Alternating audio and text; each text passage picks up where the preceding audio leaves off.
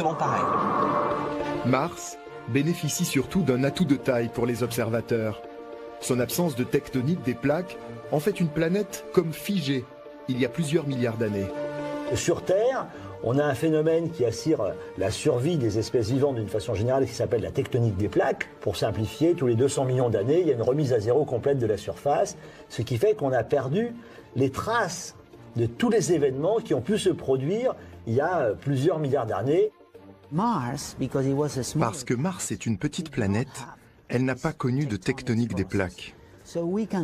Voilà pourquoi la surface de Mars est couverte de roches qui ont 4 milliards d'années et qui sont totalement intactes. Fouler le sol de Mars devient une priorité. Les agences spatiales ont alors tous les crédits nécessaires. D'autant que les scientifiques imaginent déjà ce qu'ils pourraient trouver sur ce sol intact et immobile depuis si longtemps. Nous savons qu'il y a plusieurs milliards d'années, la surface de Mars était couverte d'un vaste océan. Ce qui nous mène à plusieurs questions. D'abord, est-ce que les conditions ont été présentes pour que la vie naisse sur Mars? L'existence de cet océan nous incite à répondre oui à cette question. Ensuite, est-ce que cet océan a existé pendant une assez longue période pour que la vie se développe et atteigne des formes complexes? Là encore, nous pensons que la réponse est oui. Quand les missions américaines Viking parviennent à se poser sur Mars, le rêve devient réalité. Nous sommes en 1976 et l'ambition est grande. Prouver l'existence d'une vie martienne. Viking 1 et 2 ont vraiment changé l'histoire de l'exploration spatiale, car c'est la première fois qu'on s'est posé sur une autre planète, et non pas juste sur notre Lune. Mais la mission est un demi-échec. Jamais Viking 1 et 2 ne pourront apporter de preuves d'une vie passée. La NASA doit se rendre à l'évidence. Mars refuse de livrer ses secrets et l'agence a dépensé $1 milliard pour rien. Pourtant, les scientifiques veulent toujours croire en Mars. Et au milieu des années 90, peu de temps après la perte de la sonde américaine Mars Observer, une mission titanesque qui influencera ExoMars marque la communauté scientifique au fer rouge. Le 16 novembre 1996, l'une des plus ambitieuses missions de l'histoire s'envole pour Mars grâce à une fusée russe Proton. Son nom, Mars 96. Elle aura mobilisé des milliers de scientifiques d'une vingtaine de pays pendant plus de 10 ans. Mais pour une raison inconnue, la sonde se désintègre quelques minutes après son lancement. L'échec des Mars 96 a été une très grande douleur pour tous les gens qui ont travaillé dessus. C'était une sonde extrêmement ambitieuse. Mars 96 était un projet très riche. Cet élan qui avait été donné a été poursuivi jusqu'à la création du programme ExoMars. Ambitieuse et démesurée, Mars 96 aura néanmoins permis de relancer la quête du Graal, la recherche d'une vie martienne. L'Europe n'a encore jamais tenté de toucher la planète rouge. Alors dans cette dynamique, juste avant le projet ExoMars, l'Agence spatiale européenne lance Mars Express. Les scientifiques européens ont essayé d'atteindre Mars sur une mission russe, Mars 96, qui n'a pas fonctionné malheureusement. Alors nous avons essayé d'oublier cet échec avec une mission martienne mise au point rapidement, d'où le nom Express, Mars Express. Avec Mars Express en 2003, une sonde spatiale européenne est pour la première fois en orbite autour de Mars. L'ESA se sont poussées des ailes, ExoMars va naître. On retrouve sur ExoMars des équipes qui ont travaillé sur Mars Express et avant sur Mars 96. Mais pas question de brûler les étapes. L'Europe doit d'abord prouver qu'elle peut se poser sur Mars. L'embryon d'ExoMars est alors un démonstrateur technologique. Son travail, se poser et émettre un signal. Ce démonstrateur sera conduit par un lanceur Soyouz. Mais très vite, les scientifiques s'emballent et veulent ajouter au démonstrateur des expériences de recherche de vie. Derrière les ambitions technologiques se sont greffées bien entendu des ambitions scientifiques qui ont fait que l'ensemble du système a beaucoup augmenté en masse, en taille, donc en coût aussi. L'embryon d'ExoMars devient un démonstrateur plus lourd, plus complet, trop lourd pour partir sur Soyouz. On a pensé à faire partir ExoMars sur Soyouz, on a pensé à faire partir ExoMars sur Ariane 5, malheureusement. Ariane 5 est un très bon lanceur, mais pour ce type de mission, il est un peu cher. Donc on s'est dit, on va travailler avec les Américains. Ils nous ont proposé de partir sur des lanceurs américains, qu'ils payaient eux. La NASA avait cette grande particularité d'être la seule agence au monde à avoir atterri sur Mars. Et donc le choix de la NASA était un choix tout à fait naturel. Quand les Américains rejoignent l'aventure en 2009, ExoMars est déjà un projet de rover, un petit robot capable de bouger et de mener des expériences sur la planète. Mais le programme est trop cher. La NASA devient alors un maillon essentiel. À la validation du contrat, la communauté scientifique est loin d'imaginer que le programme ExoMars vient aussi de signer son arrêt de mort. Le décollage de la mission est repoussé en 2011, puis 2013. Finalement, ce sera 2016. ExoMars devient un programme américano-européen le plus incroyable de l'histoire, le plus complet aussi. Le projet validé en 2009 comprend toujours un orbiteur, autrement dit un satellite, et un atterrisseur qui se posera sur Mars. Le décollage de 2016 est confirmé, mais le robot, lui, ne partira qu'en 2018. Il sera même accompagné d'un rover designé par la NASA, MAX-C. Les deux appareils auront une spécialité, l'exobiologie, une science aussi audacieuse que fascinante. Pourquoi la Terre serait-elle la seule planète à accueillir la vie? Longtemps d'ailleurs, les scientifiques ont pensé que Mars pouvait encore être habité. Jusqu'aux années 60, les changements de couleur à sa surface étaient même interprétés comme une présence de végétaux. Nous savons aujourd'hui qu'il n'en est rien, mais que la vie a peut-être frôlé Mars. Il n'y a de l'eau liquide qu'à la surface de la Terre, dans le système solaire. Mais on pense que dans le passé, Mars a eu de l'eau liquide qui a ensuite disparu après quelques centaines de millions d'années. Une chose que l'on sait sur Mars, c'est qu'il y a 3 ou 4 milliards d'années, il y avait des lacs, des rivières d'eau liquide comme sur Terre. Or, à la même époque, sur Terre, la vie est apparue.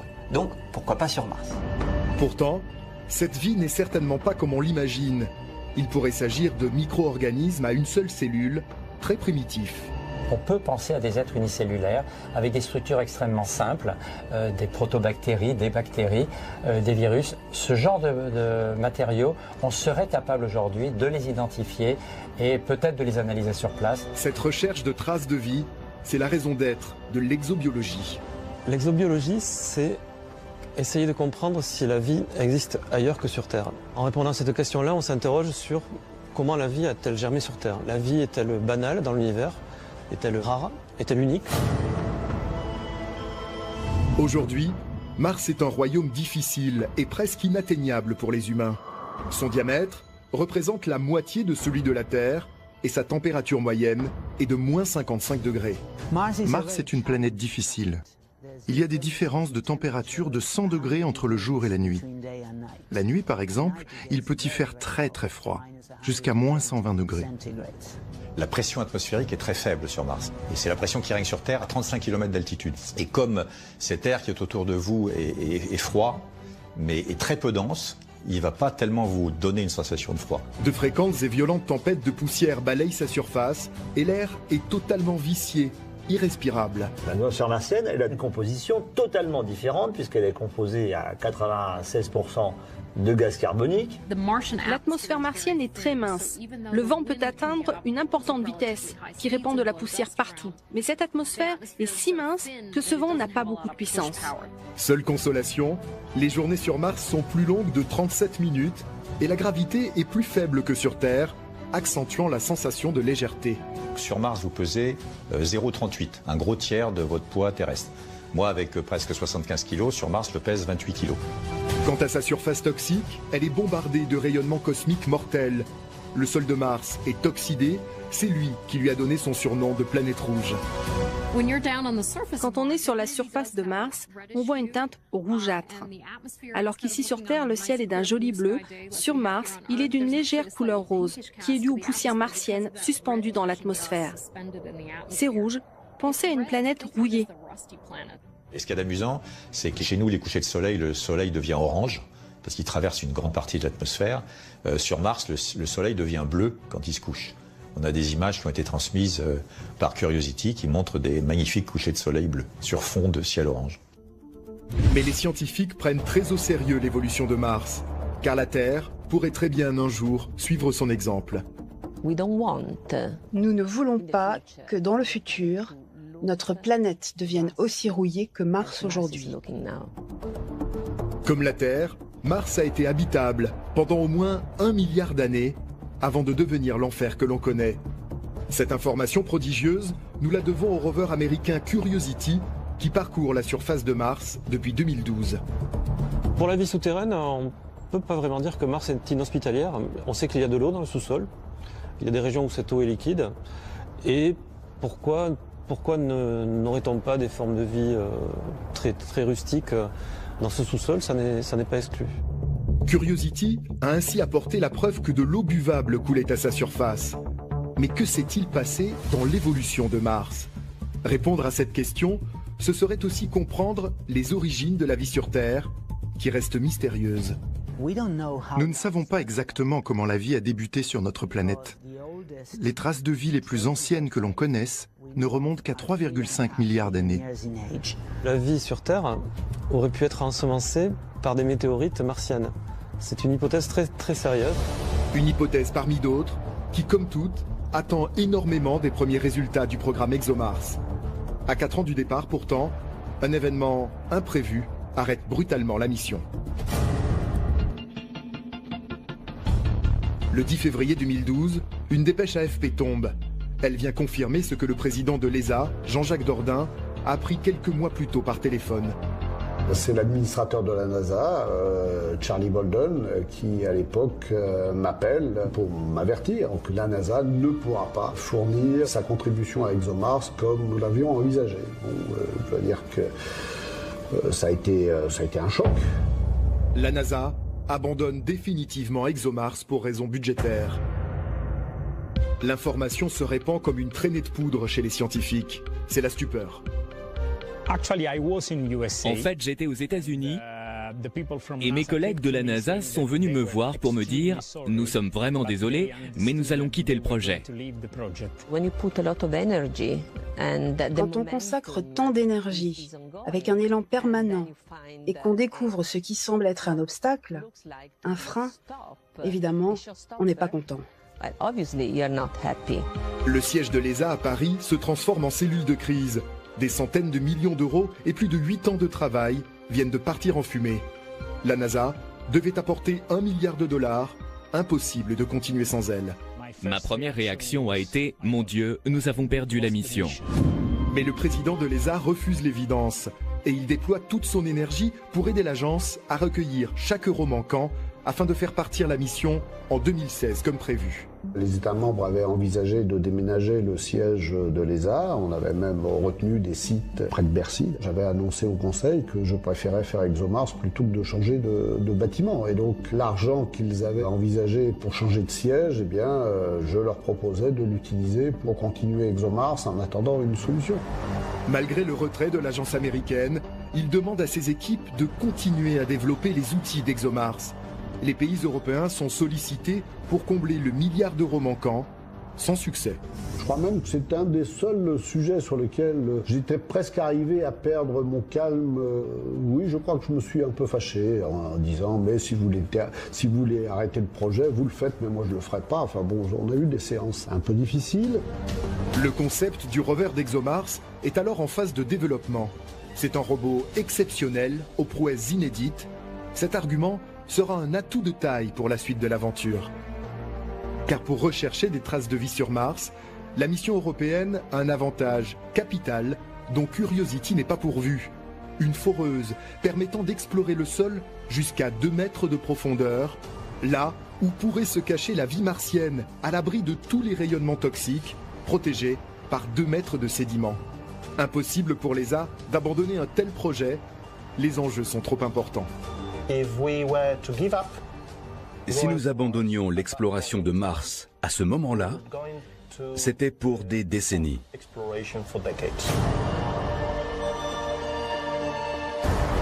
En coulisses, il se murmure déjà que la NASA a abandonné ExoMars pour se consacrer à d'autres missions martiennes encore plus ambitieuses. En fait, la raison n'était pas liée au budget de la mission, à mon avis. Il est probable que la NASA ne souhaitait pas s'engager dans un programme à long terme. l'agence voulait avoir les mains libres. Dans la tourmente, la détermination de Jean-Jacques Dordain finira par payer. Alors qu'il pense jeter l'éponge, ExoMars bénéficiera d'un soutien inattendu. À l'initiative de Jean-Jacques Dordain, une réunion très discrète est organisée entre les 3 agences les plus puissantes au monde. L'ESA pour l'Europe, la NASA pour les États-Unis et Roscosmos, l'agence russe. Je me souviens d'une réunion à Paris avec les 3 agences autour de la table. Pendant un moment, ExoMars a été la mission des 3 agences spatiales. C'est au cours de cette entrevue que Roscosmos comprend tout l'intérêt d'une mission comme ExoMars. Les Russes ont vraiment une revanche à prendre sur Mars. Les Russes ont enchaîné les problèmes, les défaillances. En avril 2012, un accord entre l'Europe et la Russie est trouvé. Il n'aura fallu que 3 mois pour le mettre en place, un exploit inédit dans l'histoire spatiale. Le programme ExoMars conserve sa substance, mais certains instruments sont modifiés au profit d'instruments russes. Le rover américain MAX-C disparaît. Le programme coûtera 1,2 milliard d'euros, mais tout reste à faire. Ceux qui pensent que l'on travaille sur ExoMars depuis 2005 ont tort. En fait, la vraie mission, celle que vous voyez maintenant, n'existe vraiment que depuis quelques années. Roscosmos fournira par ailleurs un élément clé, les fusées Proton pour les 2 lancements du programme. Le rover et son module de descente décolleront en 2018. Mais avant, en 2016, ce sont la sonde orbitale et l'atterrisseur qui seront envoyés vers Mars, avec peut-être à la clé déjà des éléments de réponse sur la vie martienne. 7 mois après son décollage, quand il arrivera dans l'atmosphère de Mars, l'engin se séparera en 2 parties. D'un côté l'orbiteur TGO, de l'autre l'atterrisseur baptisé Schiaparelli en hommage à un astronome du 19e siècle. Le TGO a 2 objectifs. Le premier, c'est de conduire Schiaparelli jusqu'à Mars. Le second est de réaliser des expériences autour de Mars. L'orbiteur est un vaisseau spatial assez imposant. Il pèse environ 3700 kg, incluant le carburant à bord. L'orbiteur TGO est une sonde spatiale se plaçant en orbite autour d'une planète. Cette planète, ce sera Mars. C'est la grosse différence entre Curiosity et l'orbiteur d'ExoMars. Curiosity fait des mesures très précises dans une petite région, alors que ExoMars aura une vue globale. Propulsé au Diergol pour la mise en orbite et les premières manœuvres, il sera ensuite alimenté par d'immenses panneaux solaires et 2 batteries lithium. Le TGO devra analyser les gaz traces, c'est-à-dire qui n'entrent que pour moins de 1% dans la composition de l'atmosphère d'une planète. Parmi ces gaz, le méthane, déjà détecté par Mars Express. Rappelez-vous que pendant la mission Mars Express, nous avions détecté les premières traces de méthane. Cette fois-ci, nous allons mesurer le méthane avec une précision inédite, beaucoup mieux qu'avec Mars Express. Mais pourquoi ce méthane présente-t-il tant d'intérêt? Pour les scientifiques, ce gaz pourrait être un indice très précieux. S'il y a du méthane, il faut qu'il ait une origine parce qu'il a une durée de vie qui est brève. Alors, on pense que s'il y a une bouffée de méthane qui s'échappe, au bout de 300 ans, il n'y en a plus. Si TGO confirme la présence de méthane, il pourra essayer d'en déterminer l'origine avec des instruments 10 000 fois plus précis que les autres sondes. Car ce gaz a forcément été fabriqué récemment. Mais par qui? Par quoi? Détecter une origine biologique serait une avancée extraordinaire et une surprise de taille. Nous ne savons pas si ce méthane provient d'une décomposition organique. Mais si c'est le cas, ce serait très clairement un signe. TGO pourra aussi scanner la surface de Mars jusqu'à 1 mètre de profondeur pour y trouver des traces d'eau ou de glace. Il assurera les communications entre Schiaparelli et la Terre, mais aussi entre le rover de 2018 et la Terre. Plusieurs heures par jour, nous communiquerons avec la sonde pour recevoir ces données. Pendant que le TGO se mettra en orbite, l'atterrisseur Schiaparelli se détachera, lui, de l'orbiteur, puis débutera sa descente vers Mars. Depuis l'atterrissage raté de Beagle 2, qui n'a jamais transmis de signal, tout reste à prouver pour l'agence européenne. Schiaparelli, qui n'est donc pas l'orbiteur, mais qui est le petit module qui va se poser à la surface, son objectif c'est essentiellement de démontrer qu'on est capable de poser un engin qui va ne pas être détruit et au contraire pouvoir opérer à la surface. 2016, c'est pour prouver que nous savons atterrir. En 2018, il est question d'une plus grande plateforme d'atterrissage qui transportera notre bébé, notre rover. Il est vraiment unique. Lâché par l'orbiteur en octobre, Schiaparelli traversera l'atmosphère martienne à 21 000 km/h et son bouclier thermique devra supporter une température de 1500 degrés due au frottement dans l'atmosphère. Cette première étape permettra de confronter la réalité martienne aux simulations des ingénieurs. Sur Mars, tout est complètement différent. La composition de l'atmosphère est différente, la densité de l'atmosphère est différente, la gravité est différente aussi. Mais aucun de ces trois éléments ne peut être simulé sur Terre. Donc, nous travaillons sur des modèles. Là, nous allons vérifier si nos modèles sont justes. Sur cet atterrisseur, le CNES a mis au point des microcapteurs détectant tous les paramètres lors de la descente. Le CNES fournit un capteur Icotom, un mouchard, comme on peut en avoir sur les camions, qui va mesurer les flux radiatifs à l'arrière de la capsule. Mais les scientifiques savent-ils vraiment où faire atterrir leur engin spatial? D'autant que cette période de l'année est particulièrement angoissante sur Mars. Schiaparelli va traverser l'atmosphère à un moment très particulier, au moment des tempêtes, et on va donc pouvoir avoir accès à des particularités de l'atmosphère de Mars qui n'ont jamais été mesurées. Mars a des paysages extraordinaires. Par exemple, c'est sur Mars que l'on trouve le plus grand volcan du système solaire, presque 28 000 mètres de haut et aussi grand que l'Allemagne. Il y a aussi des régions très escarpées.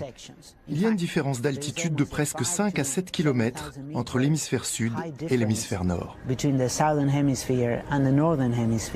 Alors, pour éviter ces paysages escarpés, Schiaparelli fera comme le rover américain Opportunity. Il sera lâché sur Meridiani Planum, une grande plaine volcanique et l'un des meilleurs sites d'atterrissage sélectionnés par la NASA. Schiaparelli pèse près de 600 kg. Son parachute permettant d'amortir la descente mesure près de 12 mètres de diamètre. Un impératif pour ne pas le voir s'écraser sur le sol martien, car l'atmosphère est beaucoup plus fine que sur Terre. C'est un parachute supersonique supportant une vitesse d'environ Mach 2. Là encore, un parachute dans la vie normale, c'est un outil assez simple. Tout le monde sait comment fonctionne un parachute. Par contre, sur Mars, c'est loin d'être évident. Schiaparelli devra se poser de façon automatisée, aucune correction en temps réel n'étant possible. Des données précieuses sur l'atterrissage permettront de préparer celui de 2018. La plupart des technologies utilisées sur ce premier atterrisseur sera utilisée pour le second. Le même genre de parachute, le même ordinateur. Alors nous espérons que l'atterrissage de la première mission sera une réussite. Ce petit atterrisseur fera aussi quelques mesures sur place, sans bouger, même si la bagarre scientifique pour choisir ses instruments a été rude. Au départ, on a travaillé sur une plateforme qui emporterait un sismomètre, des stations météo, des choses un peu plus climatiques, des observations du flux de chaleur dans le sous-sol, etc., etc. Simplement, à un moment donné, il y a une limite qui est la masse, il y a une autre limite qui est le budget, et il y a une autre limite qui est le temps pour développer ces choses. Nous mesurerons aussi les signaux électriques sur la surface, et ce sera une première sur Mars. Ces signaux électriques pourront peut-être expliquer des phénomènes à la surface de Mars, comme les diables de poussière, de petits tourbillons qui apparaissent et disparaissent sans explication. Construire de tels robots demande des milliers d'heures d'ingénieurs, mais l'Agence spatiale européenne ne travaille pas seule sur ExoMars. Elle a confié la maîtrise d'ouvrage à Thales Alenia Space, à Cannes et à Turin, qui travaillent avec d'autres centres de recherche comme le CNES. L'aventure réunit un consortium industriel européen de plus de 130 compagnies du spatial. Tous ensemble, ils ont conçu l'engin le plus perfectionné et le plus abouti de l'histoire. ExoMars 2016 sera la sonde la plus lourde jamais lancée à destination de Mars. Dans les coulisses du centre Thales Alenia Space à Turin, peu de caméras sont entrées. Derrière cette porte, une dizaine de techniciens et d'ingénieurs conçoit les câblages qui doivent résister à des conditions extrêmes. Toute l'électronique qui est à bord des satellites n'est pas vraiment la même que celle qui est dans votre téléphone, car une fois qu'on a franchi la protection de la magnétosphère terrestre, on est soumis à tout un tas de rayonnements, des ions lourds, des rayons cosmiques, le vent solaire. Donc tous ces composants sont ce qu'on dit durcis aux radiations, c'est-à-dire donc ils résistent mieux de manière à ce qu'ils ne tombent pas en panne, parce qu'on voudrait que la mission fonctionne encore à l'arrivée. Les couturières de l'espace disposent de rouleaux de matériaux high-tech pour habiller les éléments qui partiront à des dizaines de millions de kilomètres. la structure de TGO et de Schiaparelli est unique. Il faut que ce soit très léger et très solide, ce qui est un peu un pari difficile à tenir. Donc ce sont des matériaux composites et ce sont des structures qu'on dit en nid d'abeille, donc pleines de trous. Dedans, on est allé rajouter 2 gros réservoirs de carburant et de comburant pour les moteurs. Et une fois que tout ça est fini, on rajoute des protections thermiques dessus. Mais le lieu le plus surprenant est certainement la salle blanche du laboratoire, digne des endroits les plus sécurisés et propres de la planète. Lorsque l'on envoie des objets vers Mars, on prend des précautions. Et donc, les choses sont stériles, elles sont plus propres que la salle de chirurgie la plus propre que l'on ait sur Terre. Ici, les éléments d'ExoMars arrivent totalement démontés, sont nettoyés, puis remontés dans des espaces vierges de tout composé organique. Une désinfection qui interviendra aussi juste avant le décollage. Les risques de contaminer Mars sont pris très au sérieux, même si la durée de vie de Schiaparelli ne sera que de quelques jours. N'oublions pas que c'est un démonstrateur technologique. Nous sommes désolés car la science aurait pu aller beaucoup plus loin. Mais la décision a été prise à un haut niveau technique. Schiaparelli ne dispose que de batteries lithium. Des panneaux solaires ou tout autre moyen d'alimentation aurait trop alourdi la charge et retardé la mission. Alors rapidement, Schiaparelli rejoindra le cimetière martien, mais il aura accompli son travail. Nous avons ajouté un élément que peu de gens connaissent. Sur Schiaparelli, il y a un outil de réflexion. Il est passif, rien de plus. Mais il permettra à l'avenir de mesurer le positionnement de Schiaparelli par rapport à Mars et à la Terre, grâce à un laser. Un joli pied de nez scientifique pour que Schiaparelli ne meure pas réellement. En 2018, c'est grâce à ces données d'atterrissage que pourra décoller le prodigieux rover, capable de scanner le sous-sol de Mars et aussi de le creuser à 2 mètres de profondeur. Le plus beau, c'est que nous aurons sur Mars un véritable laboratoire pour analyser les échantillons du terrain. Génial. Imaginez, il y aura un laboratoire qui enverra à la Terre l'information. Oui, là, il y a de l'eau. Et oui, là, on a trouvé un fossile. Super. Car au fond, le programme ExoMars est une étape vers le rêve du 21e siècle, s'envoler vers Mars et y rester. La possibilité d'un voyage martien n'a jamais abandonné l'esprit des chercheurs. Aujourd'hui, aucune technique permettant de revenir sur Terre n'est opérationnelle, mais vivre sur Mars est à portée de main. Je suis certain qu'un jour, les humains iront sur Mars. C'est dans nos gènes. Les scientifiques préparent déjà la vie des astronautes sur la planète rouge. Il faudra inventer des matériaux de protection contre les rayons cosmiques mortels, mais aussi les nourrir. Des serres spatiales sont à l'étude, fabriquées en aluminium et en carbone, avec des LED pour remplacer le Soleil. Le sol de Mars en surface est composé de produits oxydants, de perchlorate, qui peuvent être un peu toxiques. La possibilité d'avoir une serre à bord est aussi un atout psychologique important. Permettre aux astronautes de regarder une plante grandir à bord du vaisseau spatial est crucial, je pense. Un besoin essentiel alors que ces astronautes ne verront plus la Terre, leur berceau, depuis Mars.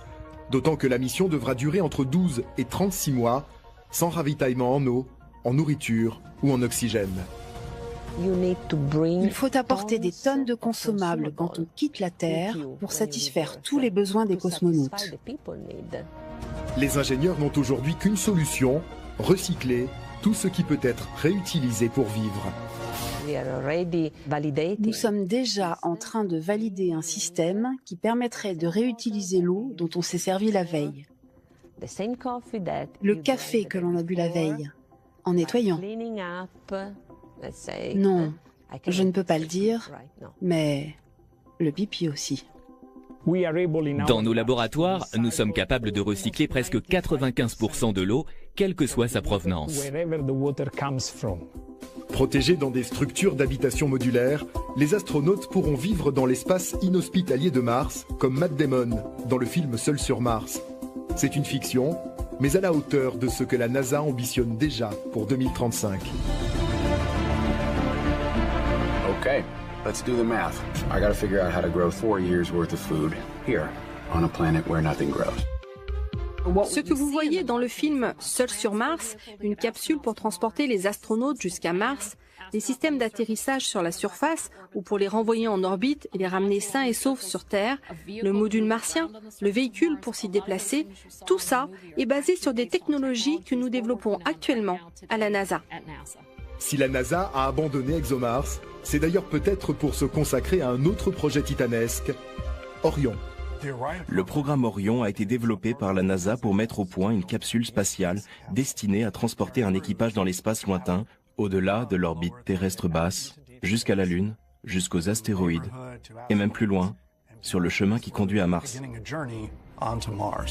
Cette navette spatiale Orion dépasse déjà l'imagination et concentre les éléments vitaux dans un espace très confiné pour 4 personnes. Grâce au vaisseau spatial Orion, nous avons réalisé une incroyable optimisation technologique afin de pouvoir transporter toute l'alimentation de l'équipage dans une capsule qui n'est pas plus grande qu'un monospace. Le lanceur SLS en cours de développement aura une puissance équivalente à 17 500 locomotives au décollage. C'est lui qui pourrait, par sa charge utile de 130 tonnes, propulser un jour Orion jusqu'à Mars. Ça va être absolument incroyable. Le SLS est surpuissant. Il va rendre possible plein de missions d'exploration de l'espace lointain. En Europe, l'ESA travaille aussi sur de nouveaux carburants plus puissants. Ils pourraient être utilisés dans les propulseurs de demain et permettre d'accéder à une étape intermédiaire avant le voyage habité, celle d'un retour d'échantillons. Le retour d'échantillons martiens est une sorte de Graal qui est poursuivi par les Américains et par l'ensemble maintenant des pays. Aussi perfectionnés soient-ils, les laboratoires de Curiosity ou même d'ExoMars ne peuvent pas remplacer nos laboratoires ici, sur Terre. On ne sait pas miniaturiser aujourd'hui des instruments qui pourraient aller sur Mars, faire de la datation et dater l'âge géologique des échantillons. Les missions de retour d'échantillons et de voyage habité ne sont pas pour cette décennie. Mais dans moins de 20 ans, il se pourrait bien qu'un homme pose le pied sur Mars. Si on était dans la situation de compétition entre Russes et Américains qu'on a connue dans les années 60, on serait sur Mars en moins de 10 ans. Celui qui foulera pour la première fois le sol de Mars sera-t-il européen, russe ou américain? L'issue de la compétition spatiale nous le dira. En attendant, à l'automne 2015, les 2 modules d'ExoMars subissent leur dernier test avant un long voyage. Sur les sites de Thales Alenia Space, à Cannes et Turin, les équipes sont sous pression.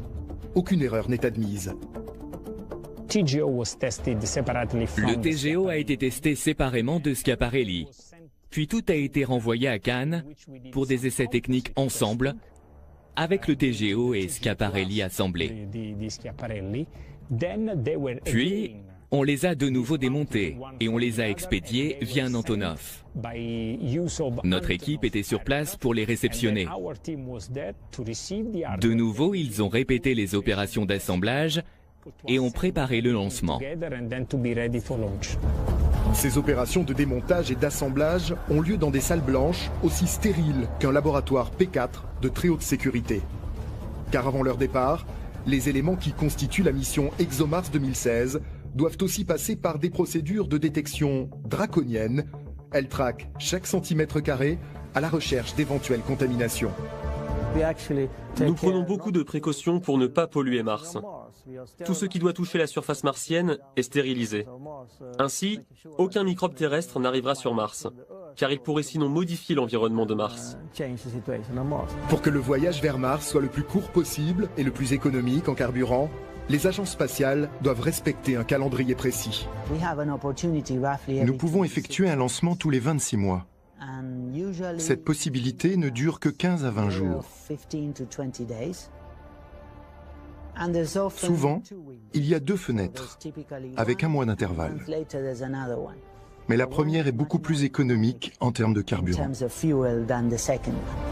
Voilà pourquoi la communauté scientifique avait longtemps espéré faire décoller ExoMars 2016 au mois de janvier. Le voyage aurait été plus court et plus économique. Mais un événement imprévu aurait pu encore une fois retarder la mission. Nous avons eu une alerte sur un composant du système. Du coup, nous avons été obligés de déplacer le lancement au mois de mars, qui était la dernière possibilité. En travaillant jour et nuit, les ingénieurs parviendront à régler la panne et à assurer un départ in extremis dans la dernière fenêtre de Mars. Dans le cas contraire, ExoMars aurait dû attendre 2 ans de plus pour décoller.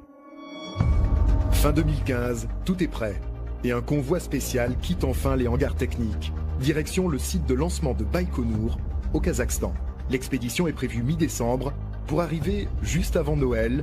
Un cadeau pour les scientifiques qui attendent impatiemment ExoMars. La plupart travaillent sur l'engin spatial depuis une dizaine d'années. Plus de 300 personnes de la société ont collaboré sur cette mission depuis plus de 10 ans. Alors vous pouvez imaginer que nous avons tous croisé les doigts pour que nos sondes arrivent à bon port.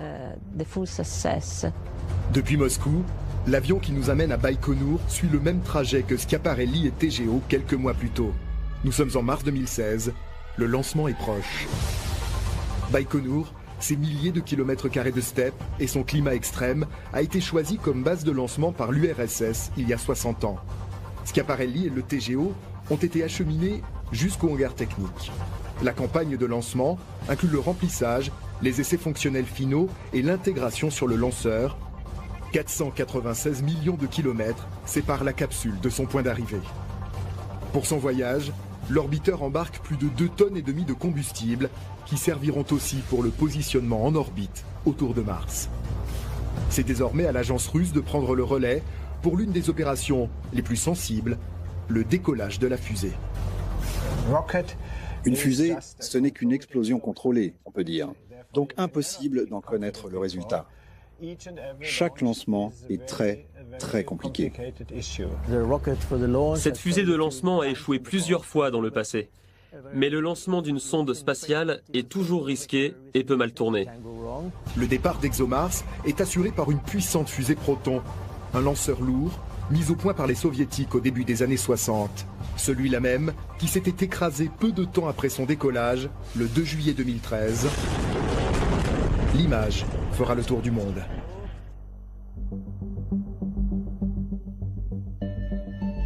La fusée Proton est sur la base de lancement. L'engin spatial ExoMars est positionné tout en haut, dans la coiffe du lanceur.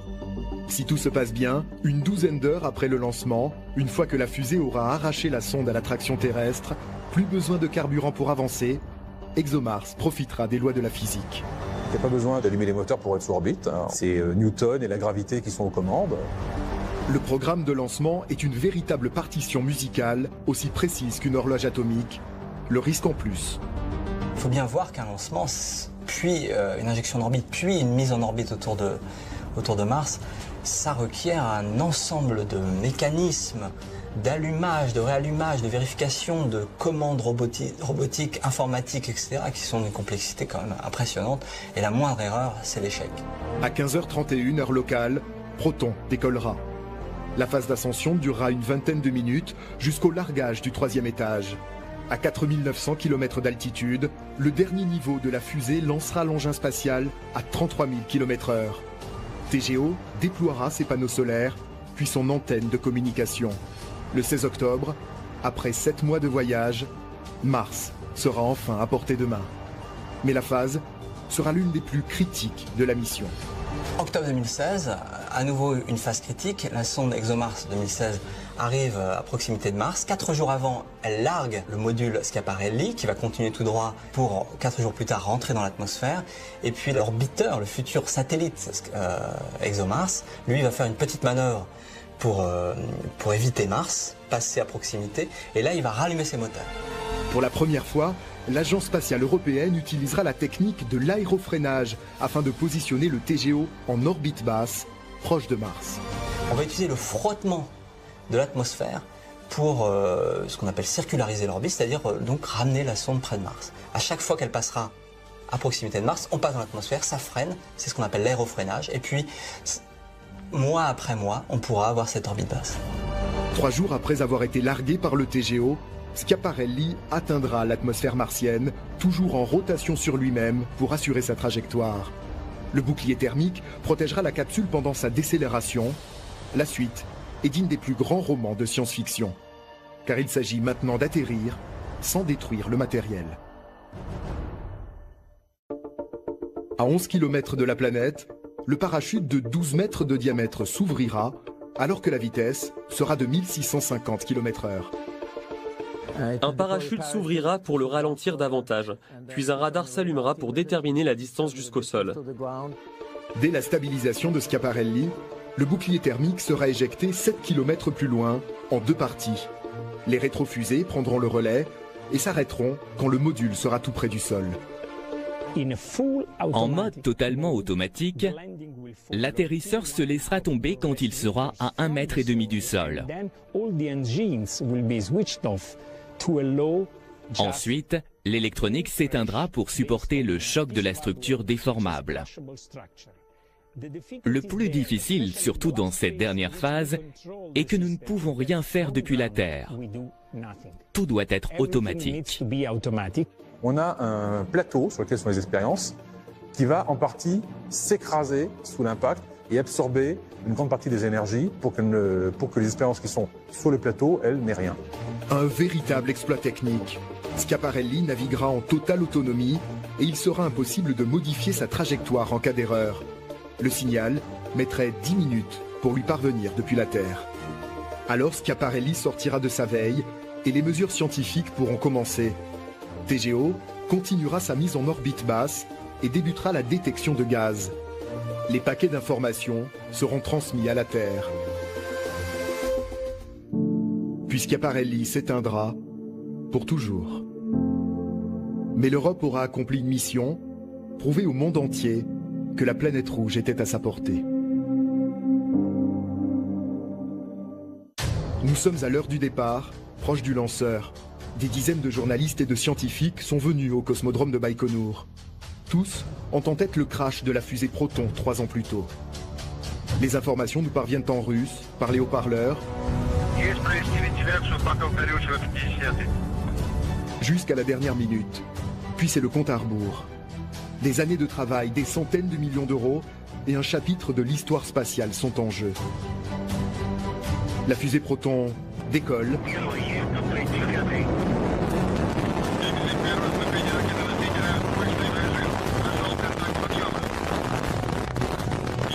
Puis la détonation laisse place au silence.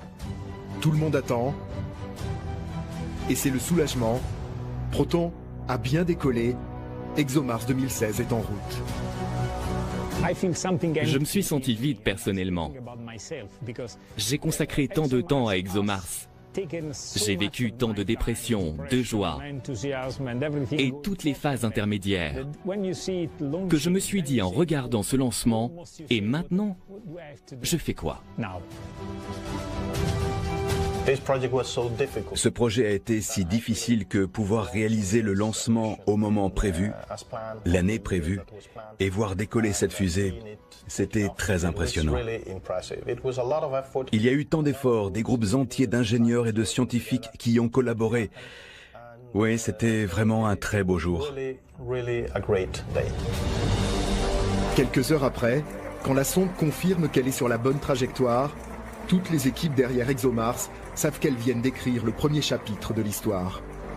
Sur Schiaparelli, il y a les noms de tous ceux qui ont travaillé sur cette mission. On était tous derrière, oui, on était là. Perdue dans le cosmos, la mission est en route à des dizaines de millions de kilomètres. Le rover, lui, est en cours de fabrication pour un lancement peut-être retardé en raison des budgets. Cela fait plus de 50 ans que l'homme attend une réponse. Si la vie a bien touché la planète rouge, c'est ce robot qui la trouvera. Mars serait alors la clé pour comprendre le grand mystère de la vie qui a fait de la Terre l'unique berceau de l'humanité.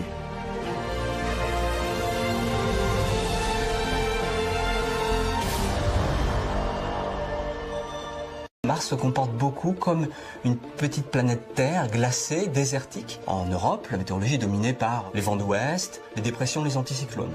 Sur Mars, c'est exactement pareil. Mars bénéficie surtout d'un atout de taille pour les observateurs. Son absence de tectonique des plaques en fait une planète comme figée il y a plusieurs milliards d'années. Sur Terre, on a un phénomène qui assure la survie des espèces vivantes d'une façon générale qui s'appelle la tectonique des plaques. Pour simplifier, tous les 200 millions d'années, il y a une remise à zéro complète de la surface, ce qui fait qu'on a perdu les traces de tous les événements qui ont pu se produire il y a plusieurs milliards d'années.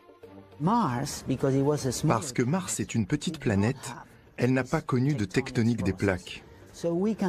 Voilà pourquoi la surface de Mars est couverte de roches qui ont 4 milliards d'années et qui sont totalement intactes.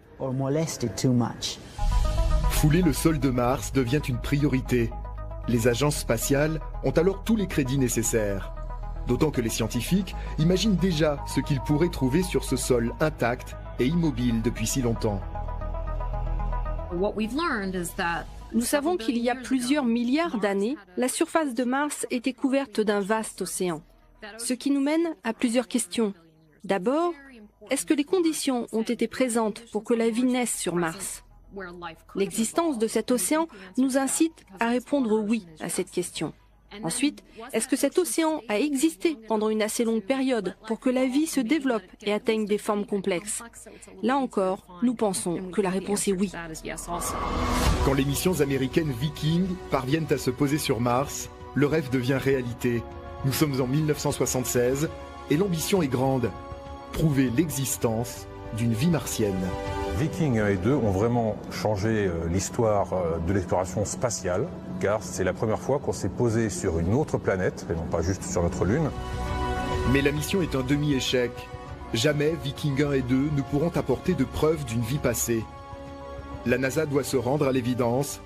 Mars refuse de livrer ses secrets et l'agence a dépensé $1 milliard pour rien.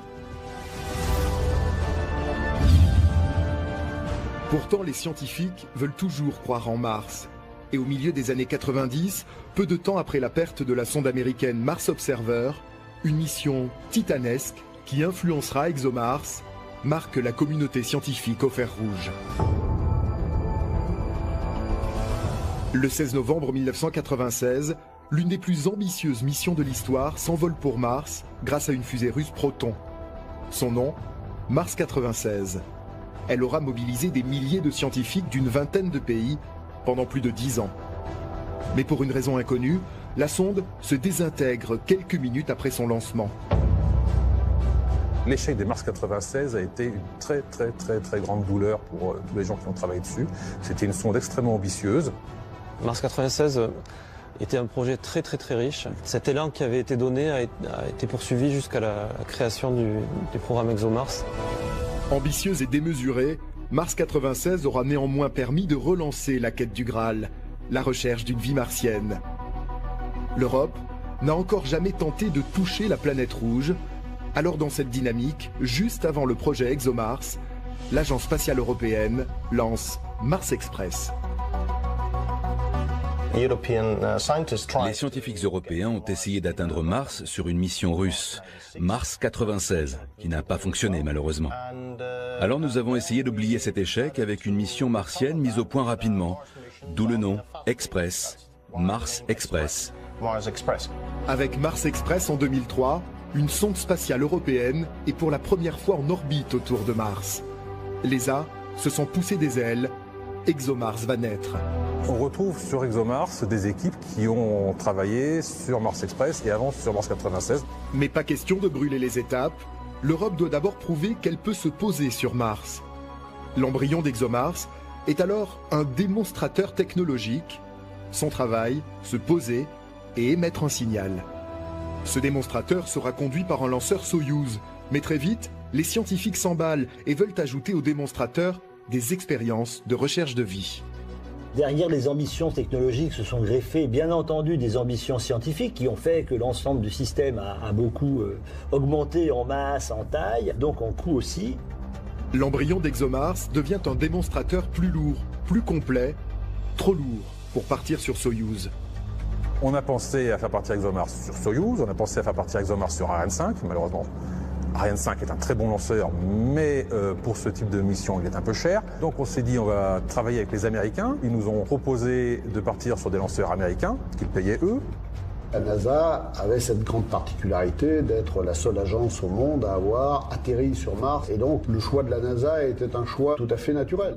Quand les Américains rejoignent l'aventure en 2009, ExoMars est déjà un projet de rover, un petit robot capable de bouger et de mener des expériences sur la planète. Mais le programme est trop cher.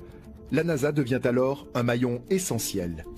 À la validation du contrat, la communauté scientifique est loin d'imaginer que le programme ExoMars vient aussi de signer son arrêt de mort. Le décollage de la mission est repoussé en 2011, puis 2013. Finalement, ce sera 2016. ExoMars devient un programme américano-européen le plus incroyable de l'histoire, le plus complet aussi. Le projet validé en 2009 comprend toujours un orbiteur, autrement dit un satellite, et un atterrisseur qui se posera sur Mars. Le décollage de 2016 est confirmé, mais le robot, lui, ne partira qu'en 2018. Il sera même accompagné d'un rover designé par la NASA, MAX-C. Les deux appareils auront une spécialité, l'exobiologie, une science aussi audacieuse que fascinante. Pourquoi la Terre serait-elle la seule planète à accueillir la vie? Longtemps d'ailleurs, les scientifiques ont pensé que Mars pouvait encore être habité.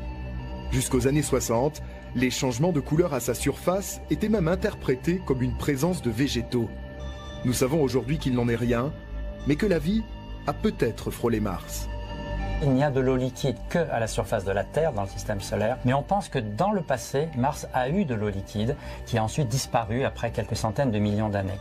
Une des choses que l'on sait sur Mars, c'est qu'il y a 3 ou 4 milliards d'années, il y avait des lacs, des rivières d'eau liquide comme sur Terre. Or, à la même époque, sur Terre, la vie est apparue. Donc, pourquoi pas sur Mars? Pourtant, cette vie n'est certainement pas comme on l'imagine. Il pourrait s'agir de micro-organismes à une seule cellule, très primitifs.